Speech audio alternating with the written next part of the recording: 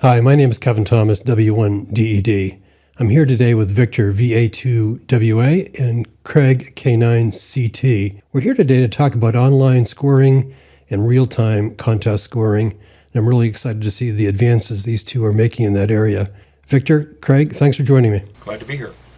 Yeah, very nice to see you. So Victor, why don't we start with you and tell me the background of online scoreboard and where that has taken you. Actually, this technology been invented over 10 years ago. So the first guy who came up with such an idea, as I know, it was Jerry, W1 Victor Echo, and that was the first time all the contestants could upload instant scores to some place, could be accessible to everyone as a website.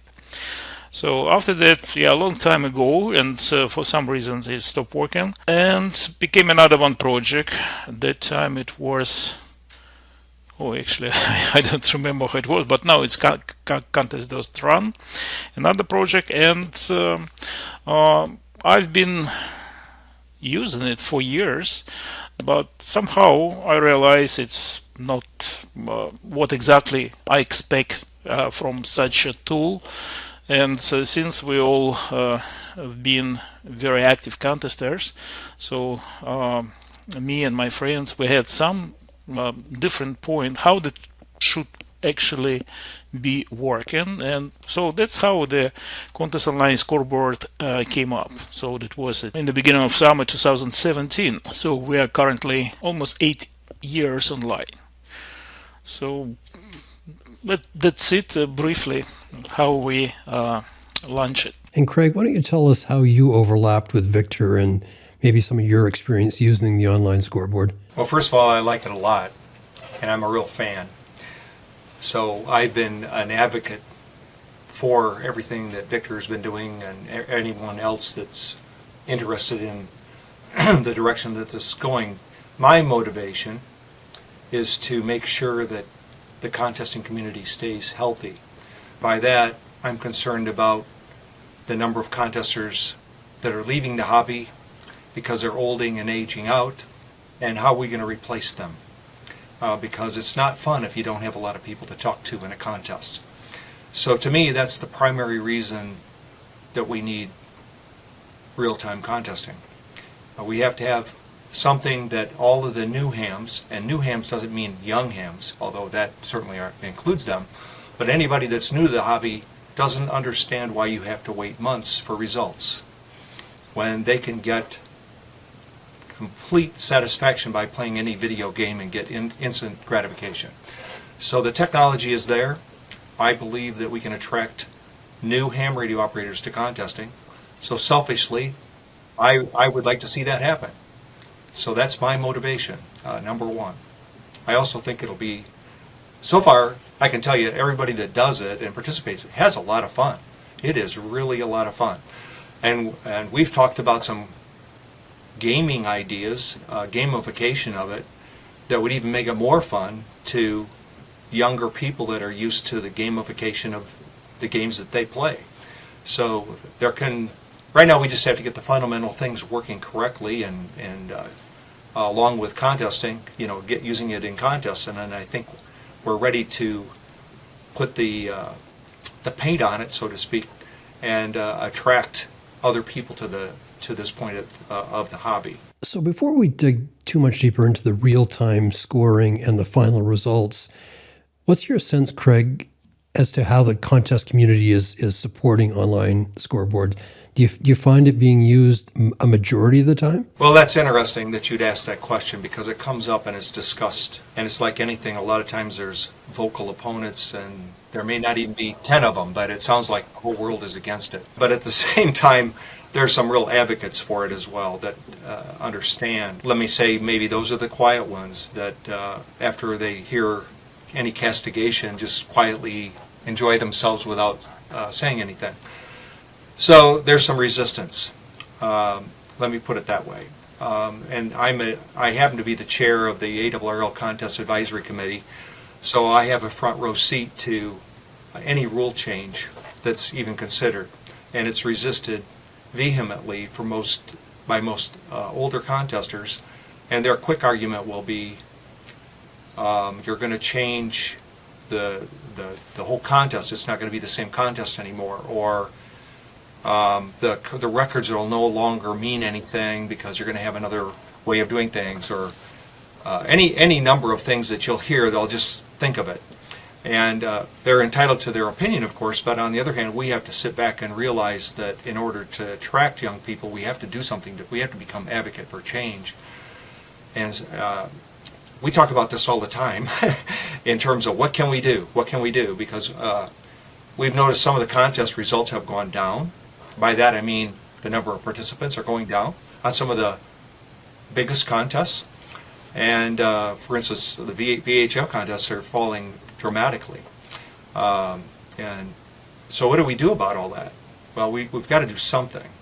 And I'm not sure a rule change, but maybe the excitement of the competition, where people can sit and participate not only between themselves as peers, but we would even have an audience of your peers that would attract a lot of excitement to ham radio. So it depends on what community you listen to. And it's like anything. You can read a conservative newspaper or a progressive newspaper, but in order to learn anything, you need to understand both sides. And so I really try to take it all in and try to forge a way. Unfortunately, I think in a year or two we'll start noticing diminishing contesting, as we've already noticed it. Quite often they'll say the activity was vigorous, but where were the people? You'll hear those comments in their 3830 reports. So I think we need to do something about it. And the technology, as Victor has stated, is there. We can do these things. And I think it'd be quite exciting. So let's talk about that technology and doing the things. What is the next step for online scoreboards and the real-time scoring? How far away are we from waking up on a Monday morning and having a winner in a contest? The last 7 years, it's all about online scoring.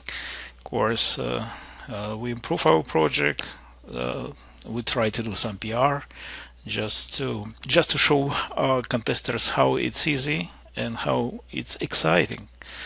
I have multiple examples using online scoreboard. Actually save your motivation and make, or just I would say convert your routine contest operation when you're really tired to something much more exciting. But unfortunately, so we have, I also have some statistics about number of online participants. And for example, I just opened today and just to see the database of Contest Online Scoreboard a score project.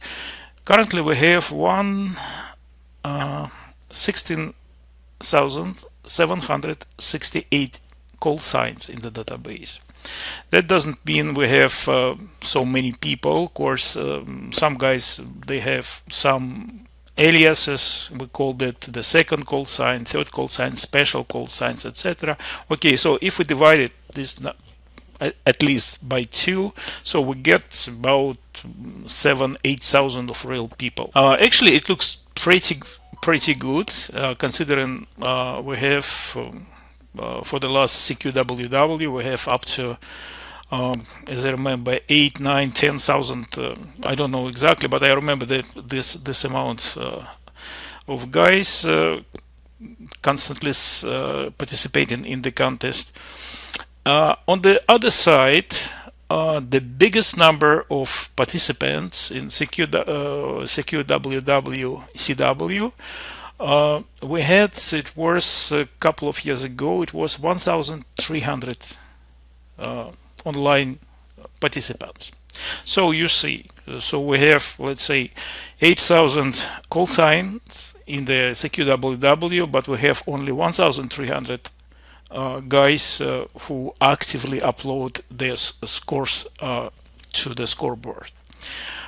We have also another statistics. The number of individuals using scoreboard during big contests, usually 2-3 times more than actually number of calls we have on the scoreboard. You see, it's still far from a situation when we say so almost everyone is involved, and so we have almost everybody, so everybody enjoying. So we have majority still. They rather watch the scoreboard than participate in it. So this is about the online scoring. Real-time contest, it's quite new. It's really new. We just started. We served our first contest just last year. That was CWT, a mini contest. And we still have a few dozen guys, brave guys, who is participating in it. Yeah, I love them because you know what. So sometimes they even they try to be proactive, and they give extra motivation for us, for me, for Craig, for other guys in our team. Because they asking, okay, what's next? What we're gonna do next? What is your status? What should we do? How can we help? Okay, let's try to involve somebody else. Let's do some work in local clubs, etc., etc. But our RTC community, guys who participate sometimes, of course, you understand, we cannot unfortunately attend every contest, so it's just a hobby. So it's about 50, 70 people, something like this. Maybe follow up there with what Victor said. You know, this online scoreboard has been around for a long time, as Victor said, and it's really caught on. I think a lot of people really enjoy that. Quite often, if you read 3830, you'll see people that actually admit that they're watching the scores, or or they join 10 hours into the contest and then they get all excited because it makes a difference. It's a motivational difference to them. But the idea of the real-time scoreboard is to actually speed up the adjudication and the results of a contest. And of course, that's a very complicated subject. But if you realize that the scoring here to date is done by human beings using their programs, and that you have to wait until they have time to do that, then you realize maybe we could do something differently. And as much as we owe them for the history of all that they've done and donated their time to our hobby, because it's an admirable thing that they've done, is that it certainly could be automated. But you're going to run into the same thing that, you know, should we automate the umpiring of a baseball game? It's the same thing that you're going to run into. So one of the things I've discussed with people that have adjudicated contests, one of the first questions I ask is, how often do the results change after the order of finish after they've been adjudicated? It's actually not often that happens. So the amount of adjudication is principally fairly simple, or only needs to be fairly simple. And I say simple with all due respect, because I'd say it's a simple matter of programming, but Victor would tell you that's very difficult. And so you have to respect what goes into the adjudication process. But at the same time, there's always going to be the outlier, the guy that cheats. Let's assume that there's very few of those people, and those are usually dealt with by a complaint, usually somebody complaining that in fact some cheating occurred. So, you know, a lot of with real time, you eliminate the time, the rubber clocking that can occur, because it's all real time adjudication. So here's the logs all going in, they're all getting compared to the other logs real time, and you can easily find if that's a real QSO or if the guy's actually active, and you get the point. So a lot of the things that they end up checking later for rubber clocking and things go away, because it's not possible. So Victor's been very clever with his questioning of people and information gathering for adjudication. And so all you have to do is start drilling down on what gets adjudicated and how it gets scored. And it actually is quite a task to figure this all out. But Victor has actually got to the point now in the last few weeks of getting contests so that you can adjudicate them and get the score correct for multipliers of different sorts, Maybe I should say, Victor, why don't you tell us how far you progressed with that and to the point where we could use it? Yeah, thank you. Yeah, real-time contesting is absolutely different thing than just online scoring. Even both projects looks similar. They makes contesting, I mean real-time contesting, to be a real sport event. So how that works? So we have a contestonlinescore.com. This is just pure scoring, and we have hamscore.com, which is RTC, real-time contesting. So the contest starts the same way, the same scoreboard. So you see participants, but we provide during the contest all the statistics by bands, the QSO number from scoring, but we calculate the total score for every participant online. What does it mean? So after 5 minutes, you see, so your score is just a little bit less than what you have at your logger. That means we don't have all the QSOs being coming together, so we cannot adjudicate the participant log 100%. Anyway, so the contest is finished, and we assign currently for CWT or MST session, we assign 10 minutes. So you have just to make to correct your log and just to upload probably some QSO missed due some incident, etc. And after 10 minutes, usually it takes currently about 1 minute. So the contest is finished and results are published. So everybody can see their own log with some special column where every QSO is marked. Is it valid or not valid? If it's not valid, why? Maybe it's a bad exchange, maybe it's not in the log, etc. So how that works. Regarding these technologies, now we are serving two contests, as I mentioned, CWT and MST, and they're working 100% fully automatic. So those contests are going on every week on Wednesday and on Monday, and so we clean up all the logs, we clean up all the databases, and we renew automatically. And once the contest starts, it automatically initiates, start the adjudication process, and when it's finished, it's automatically calculated. And our task, the current task, of course, now we have just only two contests. We have developed, we have tested, and we have, let's say, currently running in production. So everyone can use, everyone can join. It's very exciting. But actually, the idea to have the same as we have at online scoring. For example, adding a new contest at COSSB takes literally 20-30 seconds. Of course, we have some virtual template which describe all the categories, bands, some other stuff specific for every particular contest. So we just put, okay, so which bands were used, okay, 160, click, which modes, CW, SSB, what's the multiplier, this one, okay, done. And it's up right away. It's up right away. So the target is to have the same at HamScore. But it's, I would say it's way more complicated, and because adjudication are actually involved in much deeper. Of course, in the online scoring, our task is just only to get uploads from loggers and just to show in the best way. That's it. We have some filters, but it's still, we don't do some processing. Now we have a lot of processing.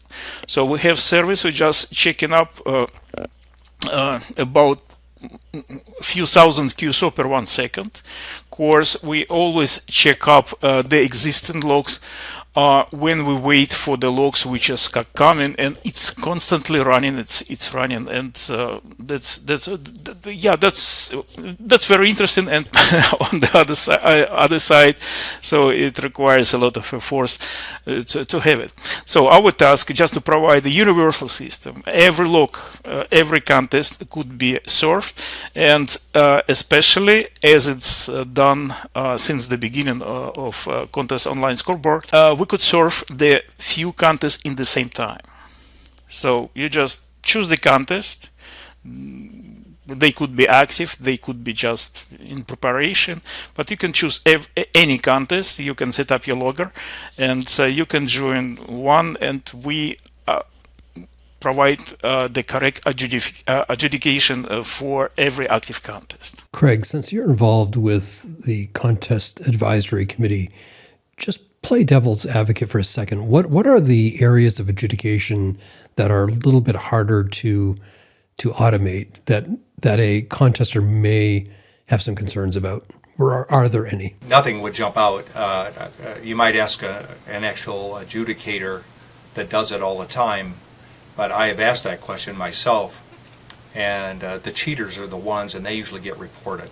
Wouldn't you agree, Victor? It's usually people voluntarily saying, you need to check this guy's log. I think something's wrong. Unverifiable things, power, for instance, location, are unverifiable in some cases, so it doesn't matter what you're using.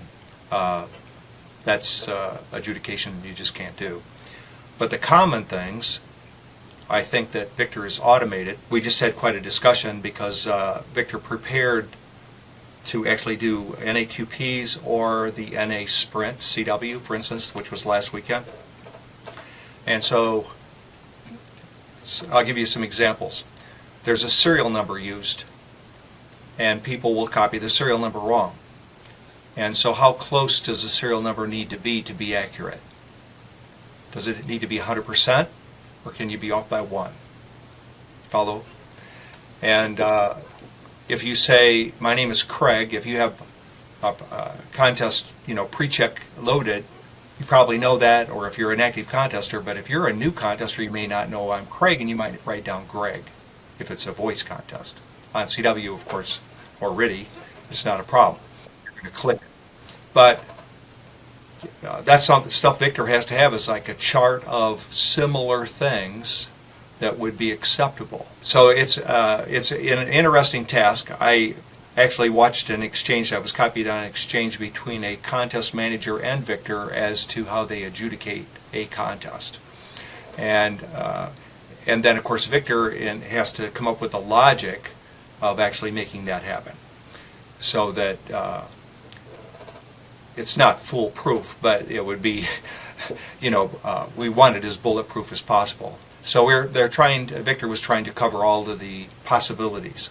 So, what the simplest contest or smallest contest where you could probably get buy-in would be maybe a sprint or a QSO party or the NA QSO party or something like that, because then you get trials of testing. And in contrast, if you do a QSO party, for instance, I'll just say Illinois QSO party, it might be months, it might be almost next year before you get the results back, because it takes a lot of time to adjudicate the logs. So if I were the manager of that contest, I would be glad to to use the free service of a real-time contest and to test it and maybe do simultaneous log checking. We'll use real-time scoreboard, and then you're still welcome to do it and submit your logs before, and we'll see how the results turn out. And I think that's probably the way we'll have to go, is dual testing to see that it should be trusted. And then, of course, then you'd need the cooperation of the contest community. It used to be not everybody has the internet. Right now it'd be who doesn't have the internet. So, there's always that too. And then what do you do if the internet fails? You got to think of those sort of things. I may have gotten off of the original question, but there's some technical things that people would throw up as flags that you have to encounter. So I think in a big contest, the contest manager would deem maybe a period of time after the contest, even though the results are posted, where somebody that didn't have internet could send an email to the manager and say, hey, I couldn't submit my log, something happened, and submit it and have it adjudicated along with the rest of the log. So those are the sort of objections that you might encounter. The other thing is reloading of logs. That there was an interruption, I didn't have internet for an hour. What happens in that case? So there's going to be all these special cases that have to be thought of. I think that people will be interested in doing this because it'll speed up results. You'll get instant satisfaction. You'll have results. And I think contest articles could be written about the competitors then instead of waiting for the results to come. It'd be interesting to interview the competitors and how they won, because you could do that almost immediately. So it seems like the biggest challenge is everybody participating, because obviously you can't name a winner unless everybody participates. And I think what I heard you say was at some point a contest organizer and or contest sponsor needs to step up and say, this is just one of the conditions. If you want to participate in the main QSO party, then you need to be part of HamScore. Yeah, actually, when we were considering the new ARRL digital contest, we initially thought of making it a requirement that you do online scoreboard, because it is a digital contest and it is a new contest. And obviously, I don't think we were ready for prime time at that time, but we wanted to get the new contest out. But if we had new contests, obviously everybody'd say, hey, that's the way it is. You get in that contest and that's the way you play. And then there'd be, if people bought into that, and then there'd be more interest in doing contests that have been around for a long time. But I would certainly think that there's 50 state QSO parties and many provinces and things like that, that if I were the managers of those contests, I would welcome. Of course, they'd say, well, what do you do about the mobiles? Well, when the mobiles are done, they send in their log, and we adjudicate. So, but it just eliminates a waiting time that's, I think, is a detriment to any new person coming into contesting. I think this is a real plus. Are either of you familiar with the work that James Cribbs is doing with World Radio League? Yes. Is that somewhat consistent with what you're trying to do here with HamScore? Well, yes and no. Actually, I have his card right here in front of me. We had talked to him, and I know Victor's talked to them, and other people have too. I think they have different interests than we do. They've gone the POTA soda sort of thing. Similar but different. Well, I guess the reason I bring it up, it may be part of shifting a mindset, because I think that James is trying to get to this process where you could participate in some sort of activity over the weekend and know who the winner is before you go to bed Sunday night. So I think if he and others continue to work on that mindset shift, maybe that impacts more of the major contests. Yeah, actually, I talked to the person at the Hambench, and I got his card right here, about putting the paint on our product maybe when we're done, because I like their interface and the way it looks. But right now we just need to get the knitting, all of the some behind the scenes stuff working. And I think Victor's really got it ready for prime time. If somebody were to say, hey, would you do the Illinois QSO party, or and we have literally 6 months to be ready, the answer is yes. If people wanted to ask to do real-time scoreboard with enough warning to all the people that want to play, I think we're ready for that. Wouldn't you agree, Victor? Yeah, absolutely. As I told, now we're close to serve almost any contest. We have a good experience, as I told, from the last year, few months experience.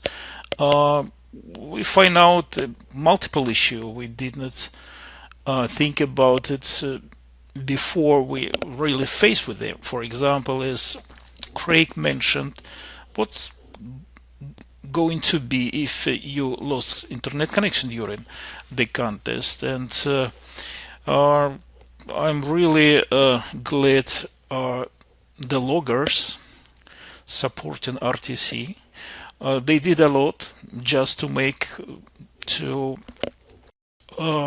be able to re-upload the logs.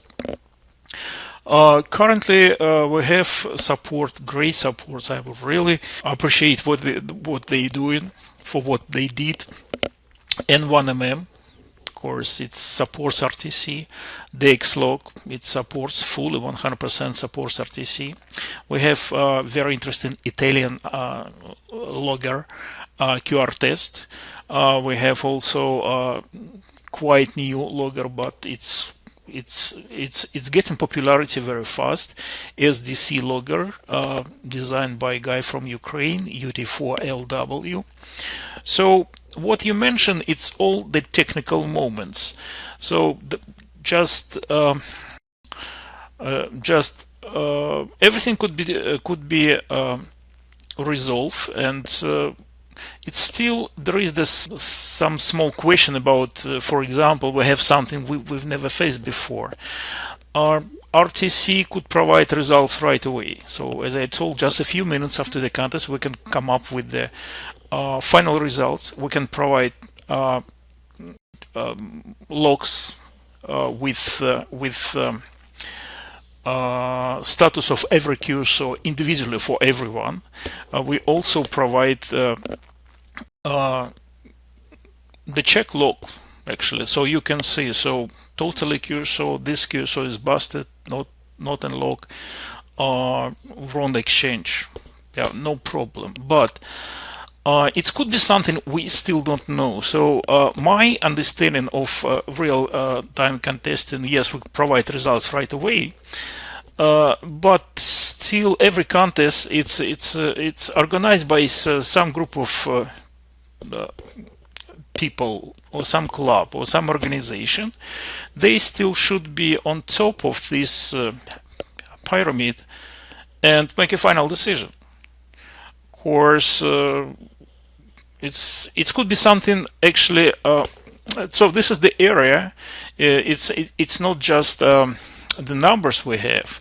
It's could be some other circumstances involved. So the final decision, let's say, so we provide the results based on the logs we receive. At first, we will never have 100% of the logs, and that should be one of the most important questions regarding the online score, real-time contesting. So what, guys, you gonna do if you don't have all the logs? So honestly, every contest, I'm pretty sure they will never see 100% logs. So some guys just chasing the X's, never send logs, and they're happy with it. Anyway, so those queues are count, and RTC the same way. So we try to follow the best known practices provided for the last decades are different sort of contest. And as Craig just said, actually we have a good practice. So the few months, as we see, the CWT contest and MST works like a Swiss clock, honestly. Of course, fully automatic. Sometimes I'm not even online. When I came, I just see the result. Oh, that's nice. So we see 20 guys, 25, 30 guys were running the ham score. But we need more experience, and it could be sort of very good cooperation between us. So we provide technology for free. Of course, we are not commercial organization, so we are ham radio projects, being inspired by ham radio community and working for ham radio community, and we try provide just the new quality for contesters, and we are looking for some contest. It doesn't matter, small one, big one, who can give us a hand and try our technology for free, and just to get rid of this routine with accepting logs, having some software, making some decisions. So they get everything, but as I told, the final solution decision about it should be on the contest committee. So this is my point, and Craig, so we discuss it. I know he's agree with it. So we provide almost everything except the final seal on the result. So that should be on the committee. So we're waiting for you guys. Welcome anyone who has small contest, and especially for the youngsters, and especially for the some contests which are not so public. Okay, so one of idea for creating RTC was to provide service some event contest, probably some sort of pile up at Dayton. So when you have some okay, so you have one room, so you have 20 guys who wants to participate. So you have a small SDR transceiver, you have laptop. Do you want your laptop, or we can provide you? So everybody sitting in one room or somewhere on plain air, it doesn't matter. And we have a small contest, 30 minutes, 1 hour, with very basic and simple rules. And it could be a few sessions when we have the winners of the every session, so we have the final battle of them. So that could be absolutely new vision for the ham radio contest. Of course, you don't sit in at your home.